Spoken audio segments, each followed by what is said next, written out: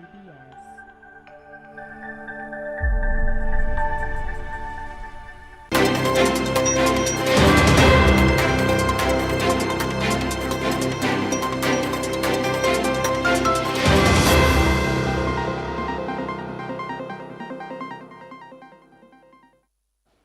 A very good evening and thank you for joining GBS News at 9. My name is Stephen George and our sign language interpreter tonight is Paul Mathenge. And now, President William Ruto held a meaningful and heartful engagement with Kenyans living and working in Egypt. Currently on an official visit to Cairo, the president took the time to meet the hundreds of members of Kenyan diasporas now, discussing on how to enhance bilateral ties and provide stronger support for Kenyan nationals who are abroad. Now, the event focused on crucial issues like economic opportunities, security, and fostering cultural exchange.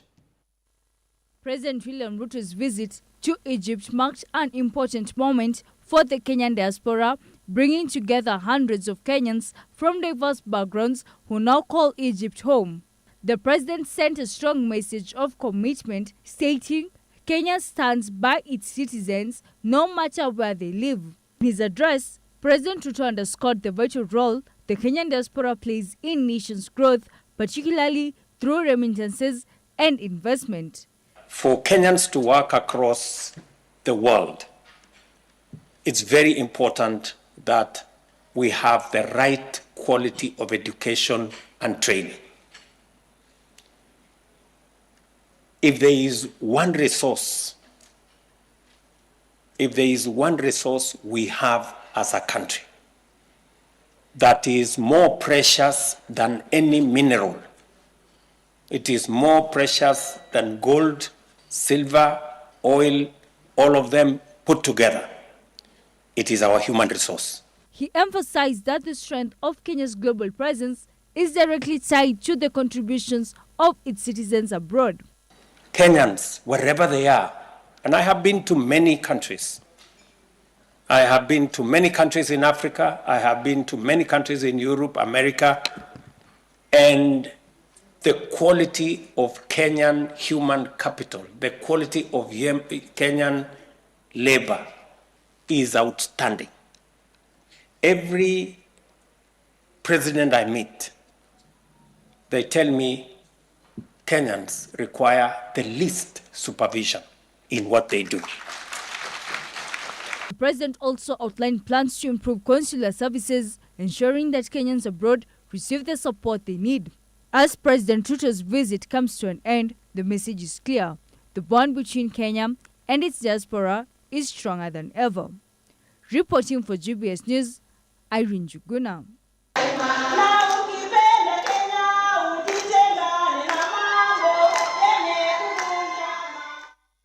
The Deputy President of the Republic of Kenya and his predecessor Rigathi Gachagua have opened a new chapter of political fights, exchanging words and marking their differences clear.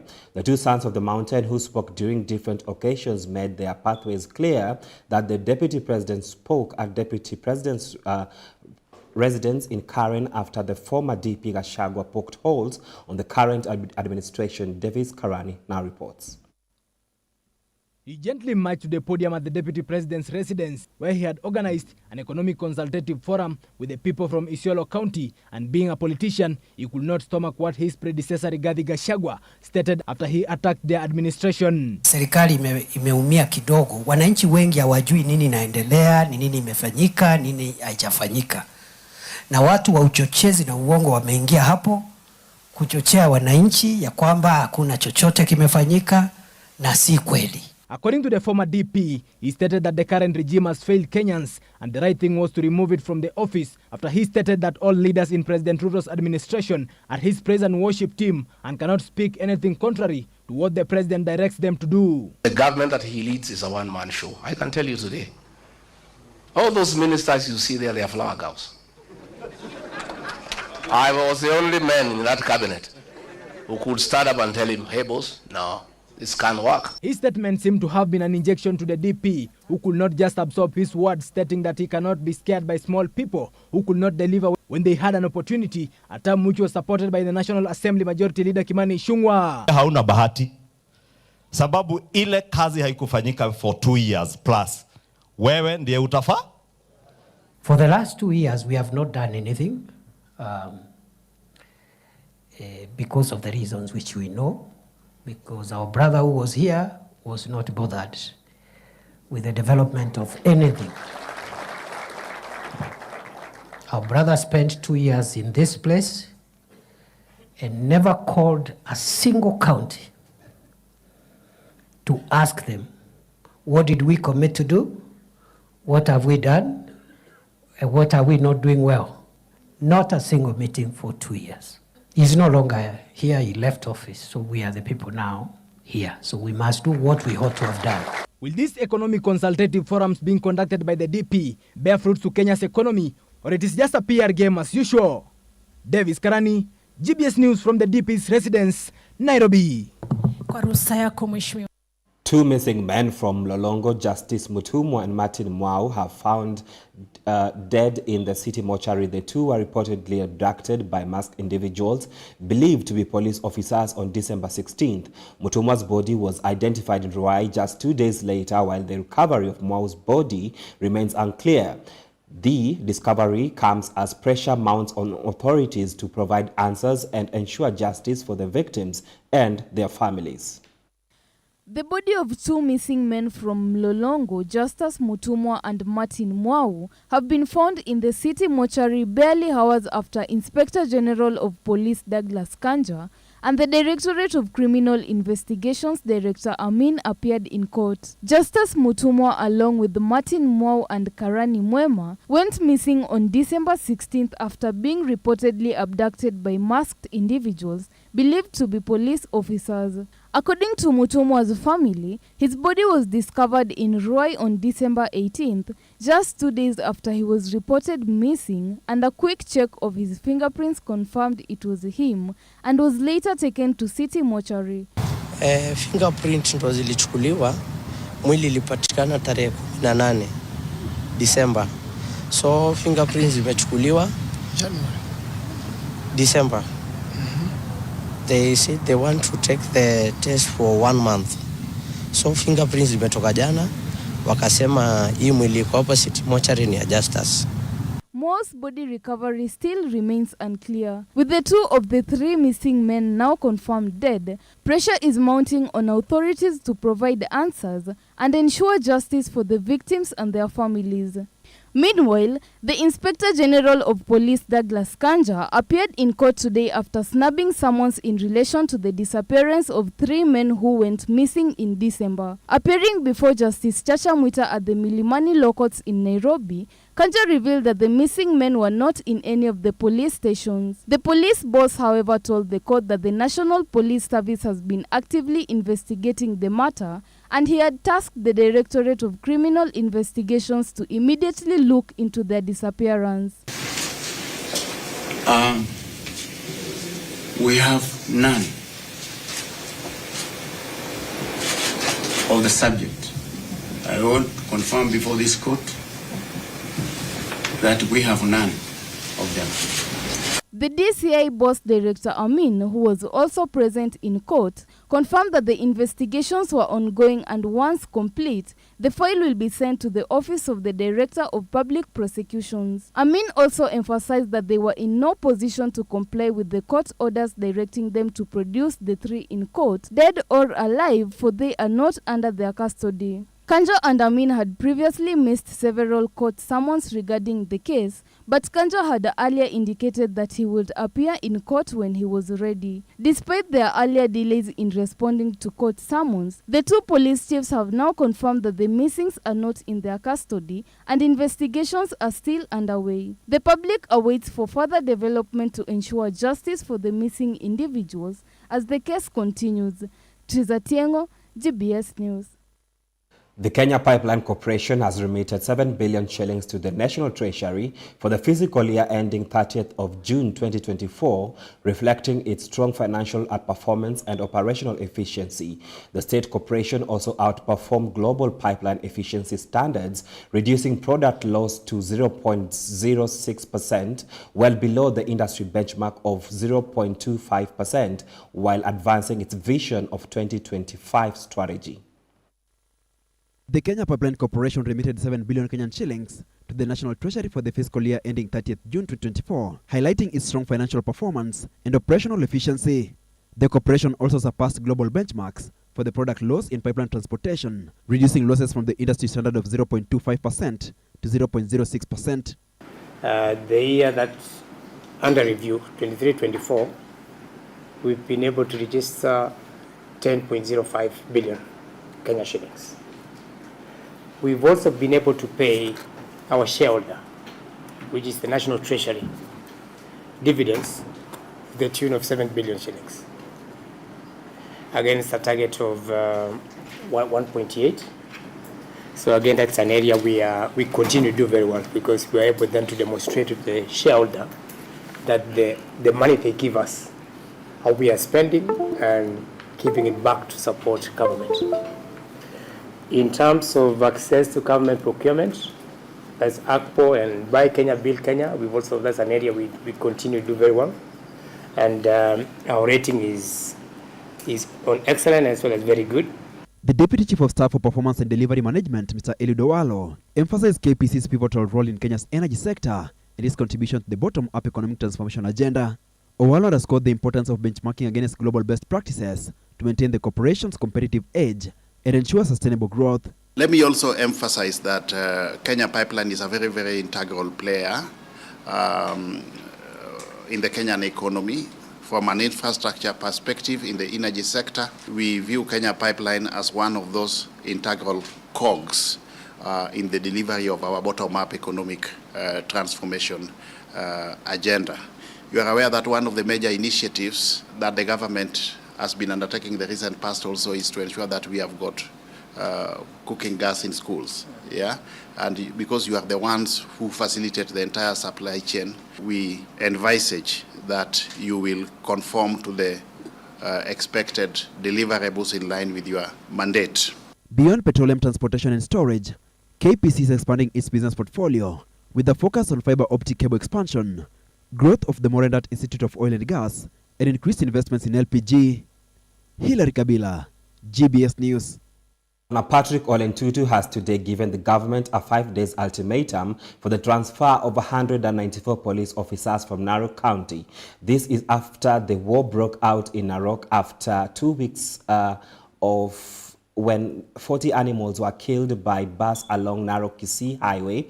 The Maasai locals who came out to express themselves by returning the animal carcasses to the road felt provoked after the police encountered them, hence escalating the war between the police and the residents. Now, the governor, who expressed his disappointment by how the government handled Narok residents, stated that the officers who were killed, who killed their people, must be brought to book. We don't want those officers who have killed 2 of our people. And let this be known, that we don't want them and they need to pack and go. Yes. We are telling the government, and we have already agreed with the Inspector General, that those officers who have killed 2 people can go to other counties. They can go to any other station in Kenya. We want new officers because investigation is still going on. How do we do investigation? How does the IPOA do investigation when the officers who have done that are still there? So I'm saying this as a governor of these people, that all those officers who have been transferred should move immediately. Yes. And we are giving them 5 days. If they don't, we'll come there. Yes. Tutakuja pale. Mimi tangu nisaliwe sijaisikia di ofisa anakataa kwenda transfer. Mimi nimeenda more than 20 stations when I was an officer. Why not to them? Yes. Why? Is there something that they are eating there? So we are telling the IG or the Interior Minister, sisi kama Wamasai, kama polisi wakifanywa transfer, what is the point of them going to court to come back to their station? They can as well work anywhere in this country because walioa watu wetu na wangeenda transfer. Tunakataa tukiwa Wamasai. Alitumika sisi risasi. It is time for us to take a short break. Keep your feedback streaming into our social media platforms at GBS TV Africa. Our SMS line is 21144. Don't touch that dial. We'll be right back.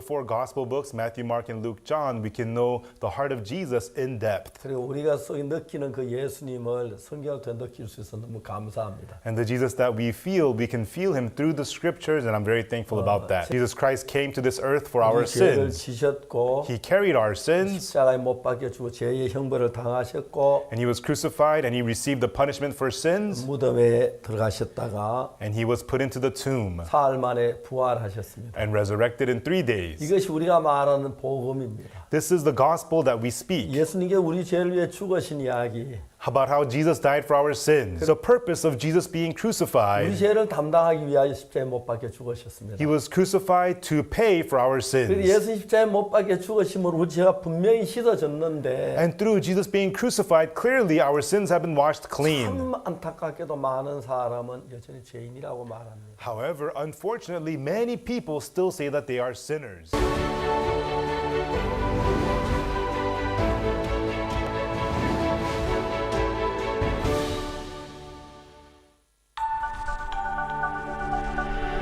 Everywhere, GBS.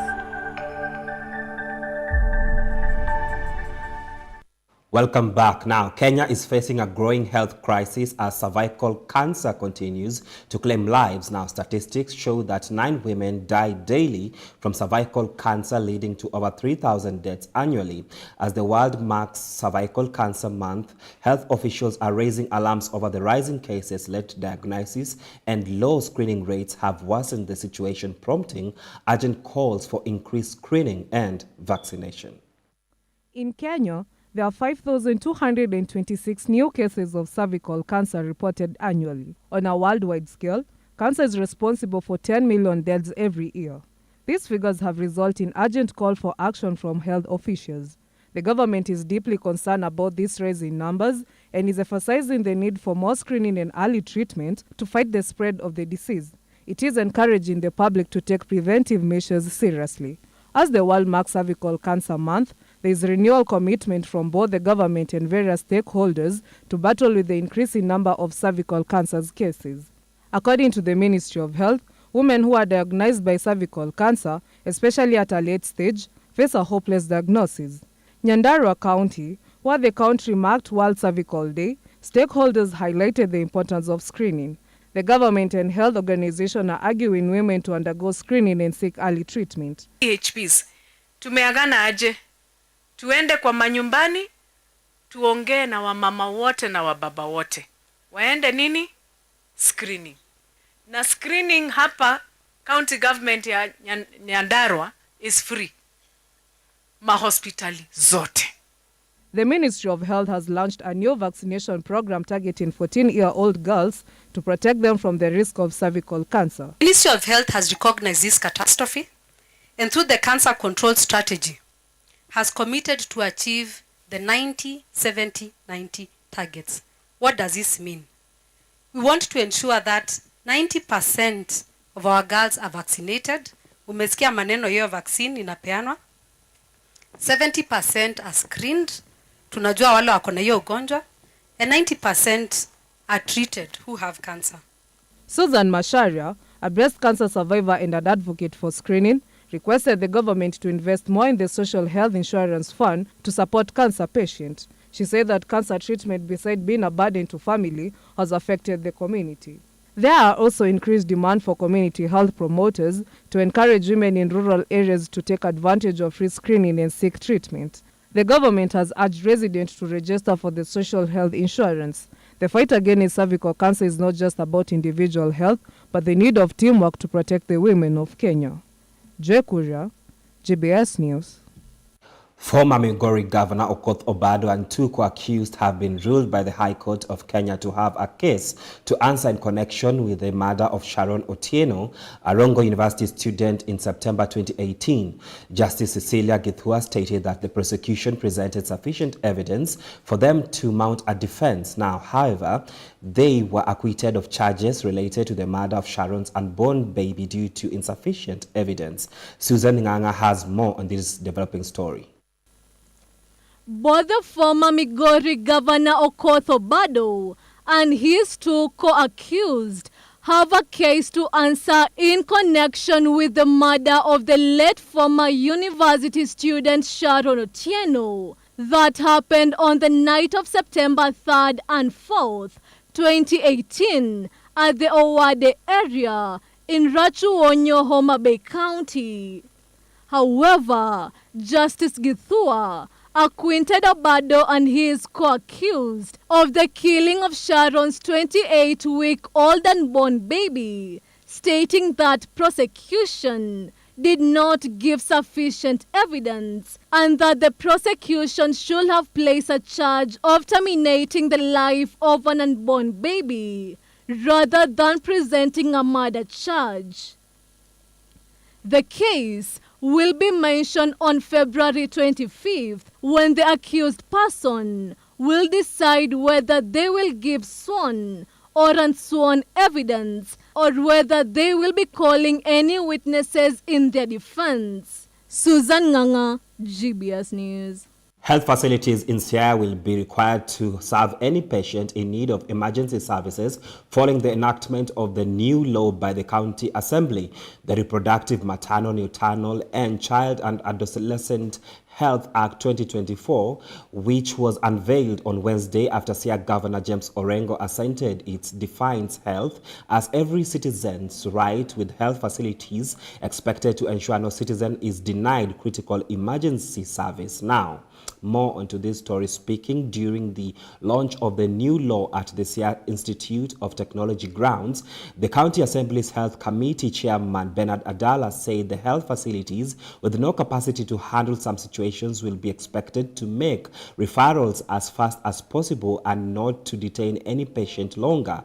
Adala, who is also the Northern Uganda MCA, lauded the new law, which he said has established a reproductive health fund that will ring-fence to ensure sufficient resources. Adala said that the establishment of the fund will see Siaya County record positive indicators in the area of reproductive health. The partners who helped the formulation of the new law, among the Science and Wash Network Kenya, hailed the County Assembly and the Executive for their support. This is an act that has taken quite a number of time to be enacted today, and we're happy. It eventually saw the light of the day in the County Assembly and was subsequently assented into law. Ramka by and large addresses issues of reproductive health, because for us in Siaya, you realize there are a lot of gaps in terms of access to health, more so in issues to do with reproductive health. You realize that there are a section of this act that really defines itself to the right of every citizen to really access services of health. You find that sometimes you are engaged in an accident, you get into an accident and then you rush to a facility. This act is expressed that no health facility in Siaya will refuse to offer services to anybody that has been affected by some way of accident, which means that if there are services that you cannot offer as a facility, the Act defines that then you need to make referrals within the shortest time possible. This is majorly to avoid us losing lives, especially for an expectant mother.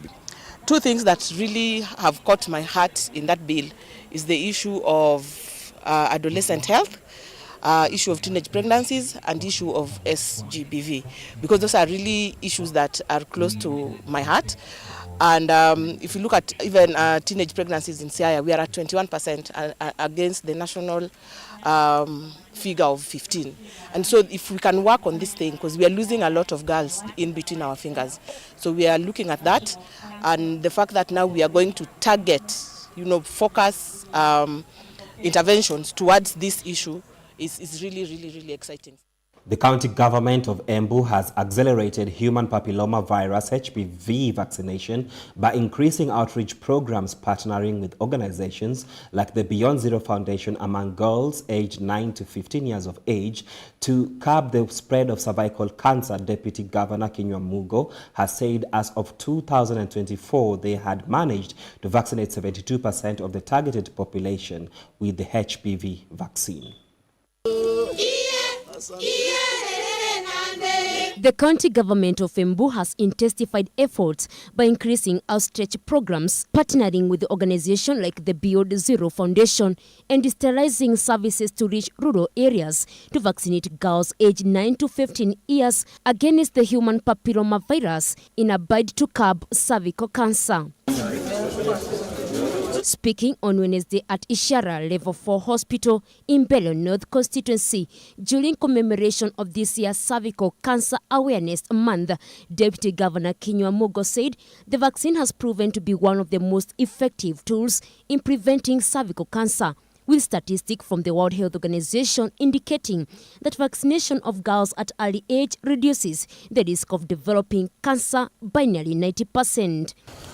We acknowledge and appreciate our partners, that is Beyond Zero, Kilele Health, Camry, that is PHRD, and UGTP, for supporting us in empowering our healthcare providers through mentorship and sensitization.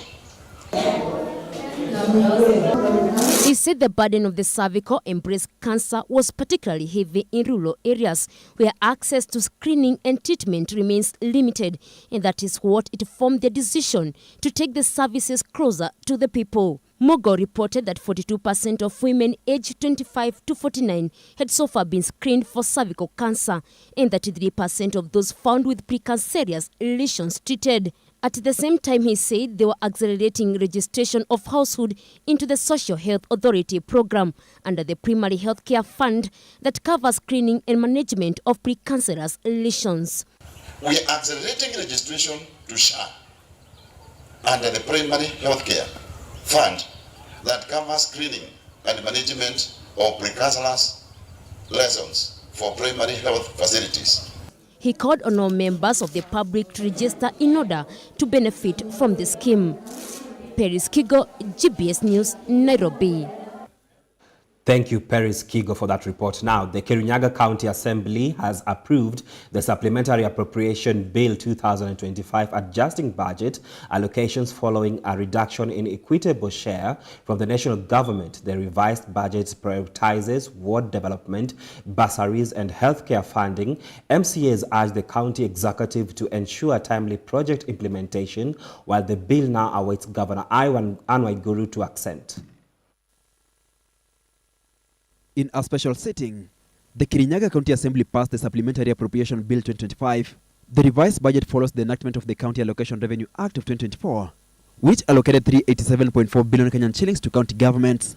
As a result, Kirinyaга's equitable share dropped from 5.63 billion Kenyan shillings to 5.44 billion Kenyan shillings, necessitating adjustments to the county expenditure. What has necessitated this appropriation bill is because during 2024 finance bill of the National Assembly was declined by the President after the Gen Z protest.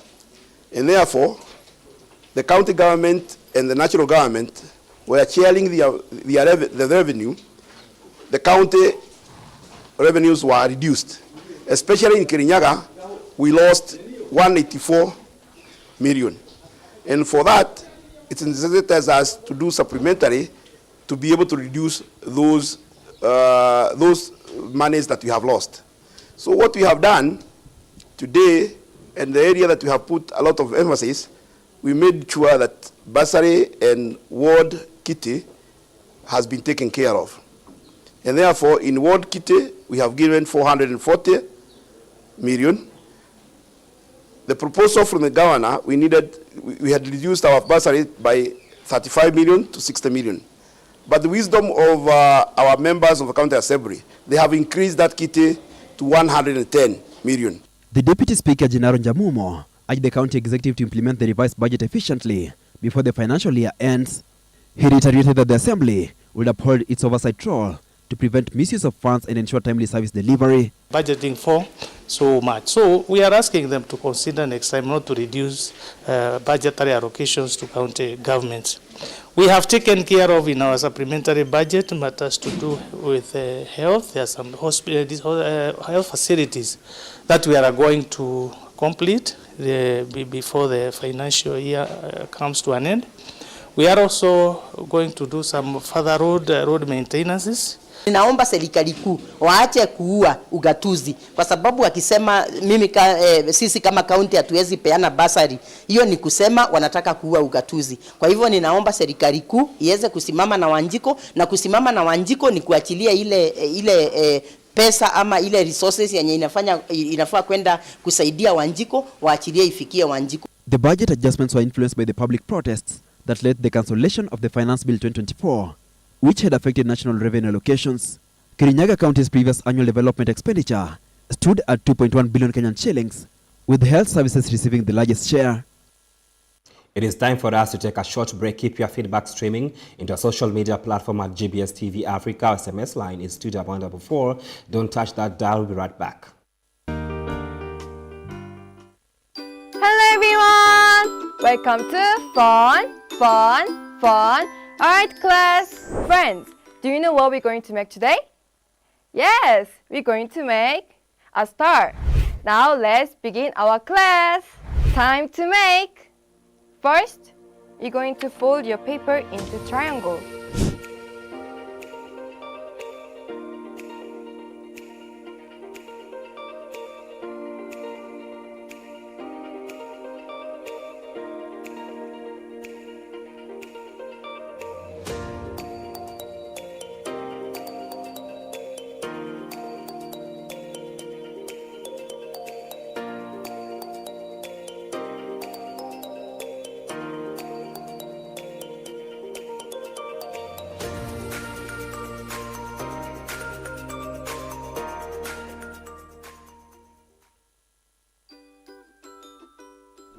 Ta-da! Now we're done with the star.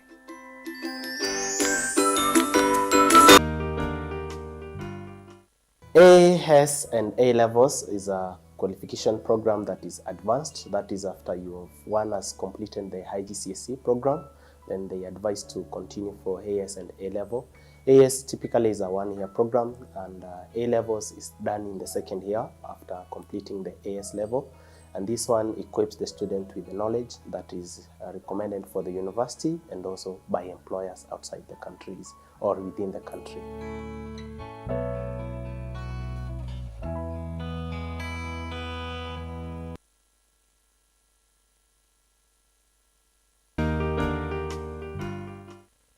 Because those people, let's commend them on their qualities and understand that their music videos quality na top notch.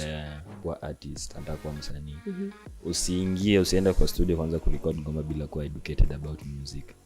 Juu sasa utaingia hapo, urecord ngoma yako vizuri alafu yo utakuwa umegain kila kitu, but pia label uyachangi hivyo. Yeah, we helped you, so you are supposed to do something. Yeah. Kiingia unapewa contract. Unajua contract inakonga between two parties.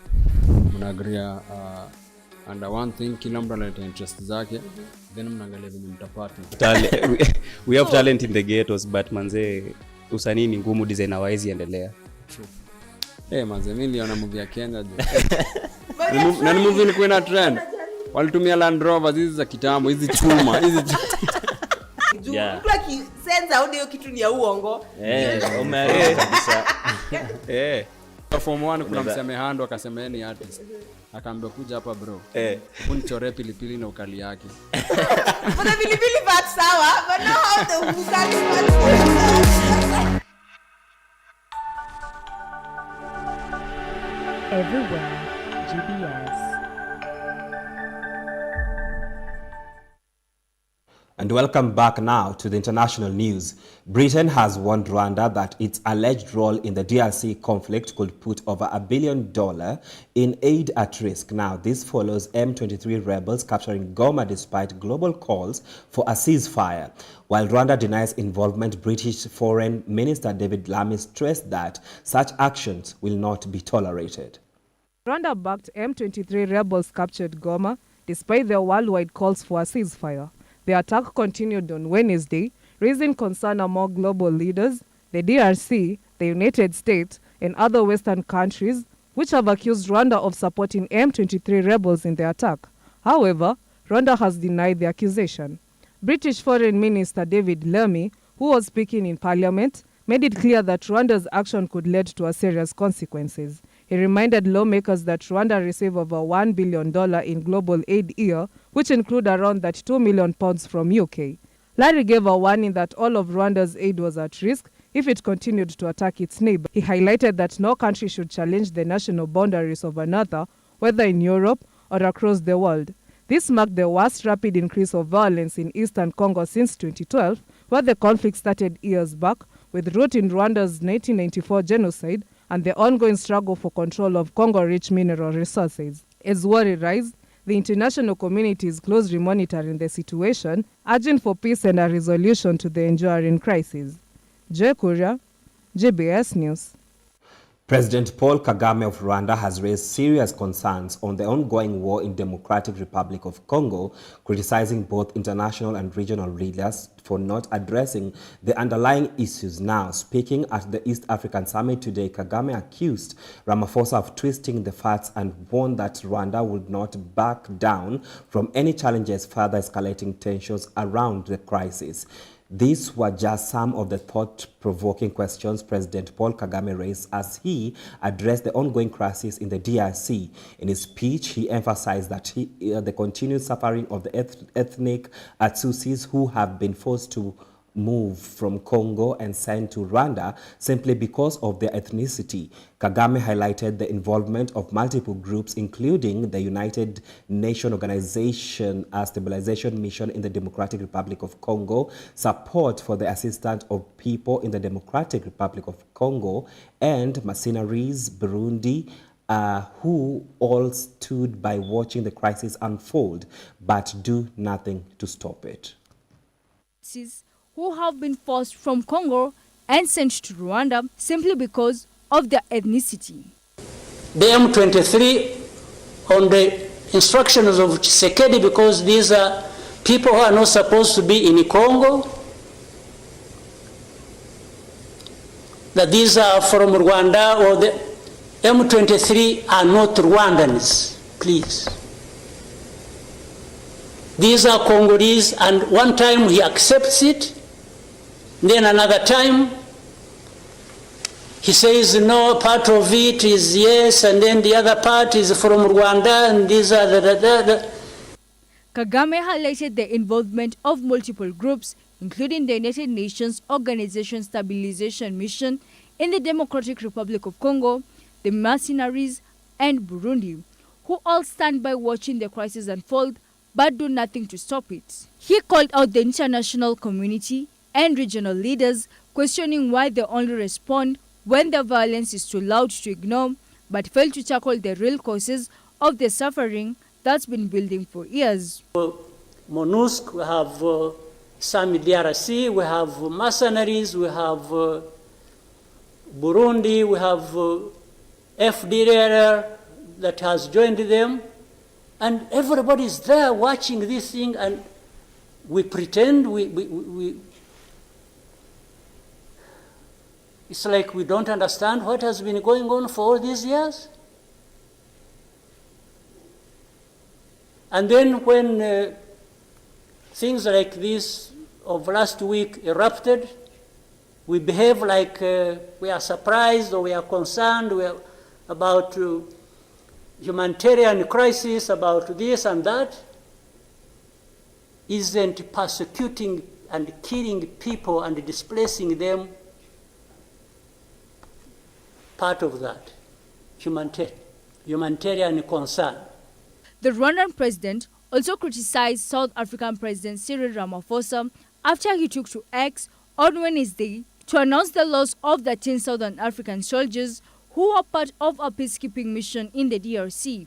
Ramaphosa called for a ceasefire, but Kagame quickly responded, accusing him of distorting facts and misrepresenting their earlier discussions. Kagame emphasized that South Africa has no authority to act as a mediator in the conflict and made it clear that Rwanda will not tolerate any attempts at confrontation over the matter.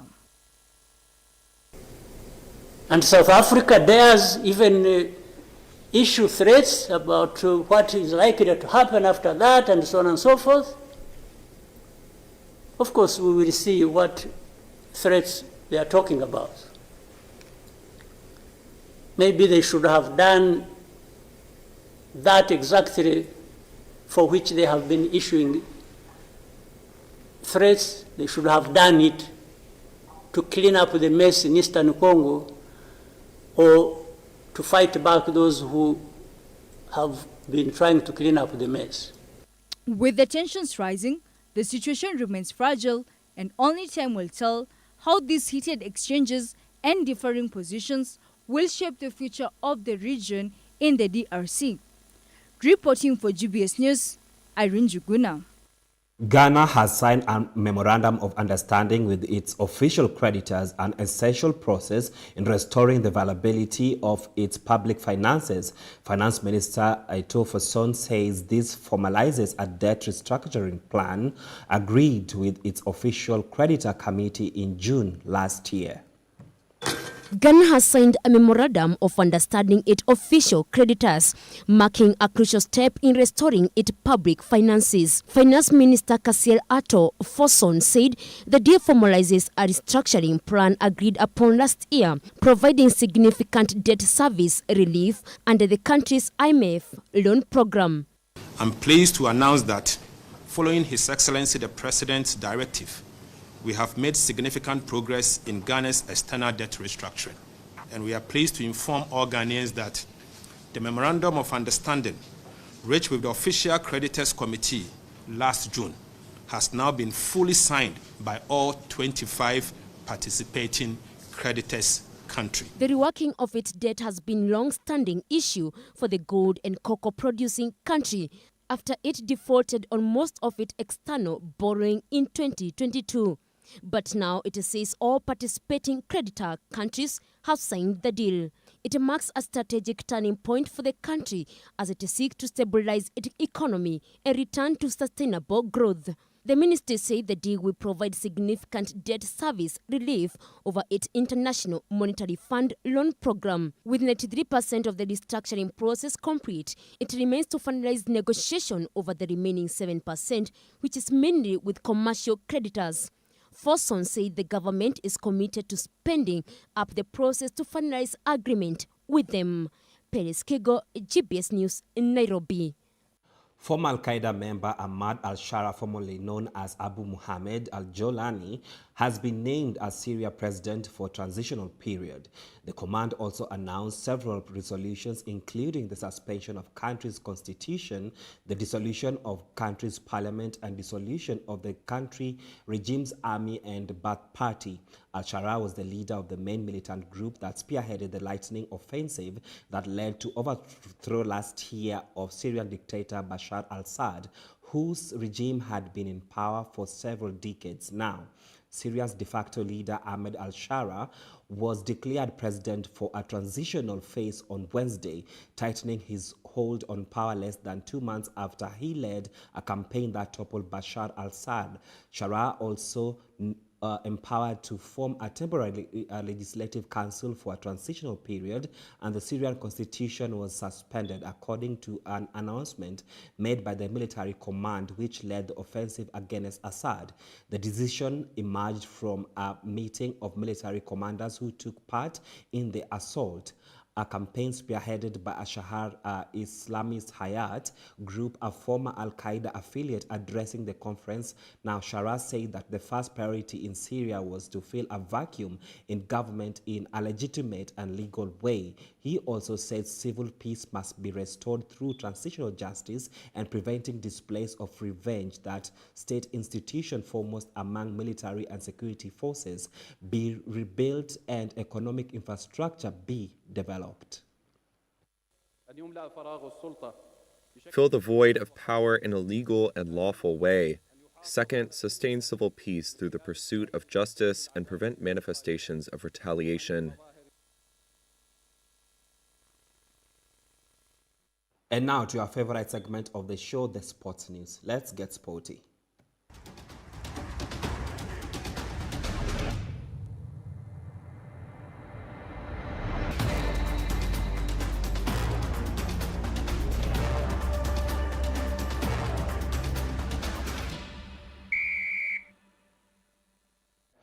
The Confederation of African Football announced the postponed African Nation Championship CHAN to be co-hosted by Kenya, Tanzania and Uganda will now be held from the 2nd of August, and the championship, which is for domestic-based players, was initially set to be held from the 1st of February to 28th, but was delayed to give the hosting nations time to ensure facilities are quite ready.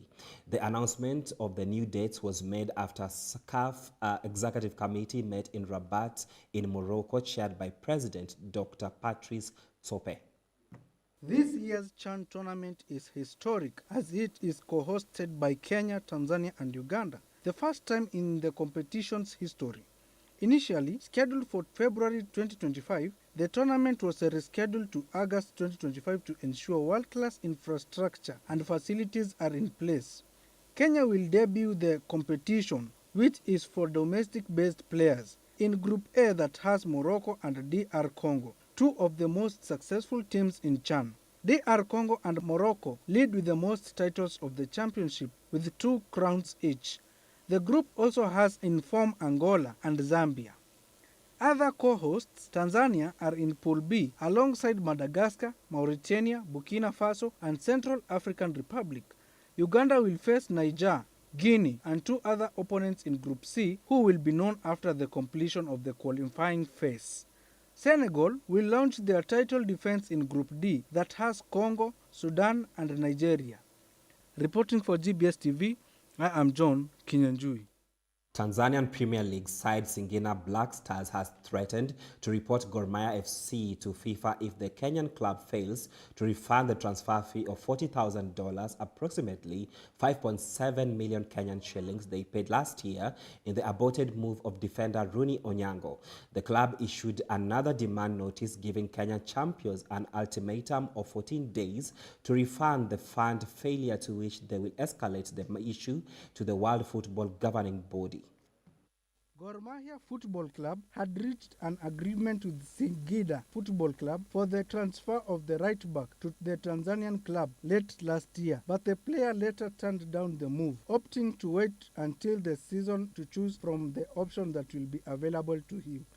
Gor Mahia had confirmed early this month that Onyango had agreed to join Singida after the 2 clubs reached an agreement, but he made a U-turn days later, leaving his club in a difficult position. In a letter addressed to Gor Mahia CEO in January 2025, Singida Black Stars lamented that despite multiple attempts seeking a resolution from Gor Mahia, the latter have steered clear of the matter. The club alleges that they followed due process of inquiring about Onyango, formally expressing interest through a transfer letter sent to Gor Mahia on November 12, 2024, to which the Kenyan side reportedly accepted the offer and agreed to the $40,000 transfer fee. After paying the amount using Gor Mahia's bank account details, the transfer did not materialize. Singida FC, currently 4th in Tanzanian league standings, first wrote to Gor Mahia over the aborted transfer on January 3, 2025, demanding a refund of the money, but the Kenyan giants remained silent. Reporting for GBS TV, I am John Kinyanjui. Well, that's all we had tonight at GBS News at 9. It is always a pleasure having you on board. Let's do this again next time, same channel. My name is Stephen George. Our sign language interpreter tonight has been Paul Mathenge. Have yourself a wonderful night.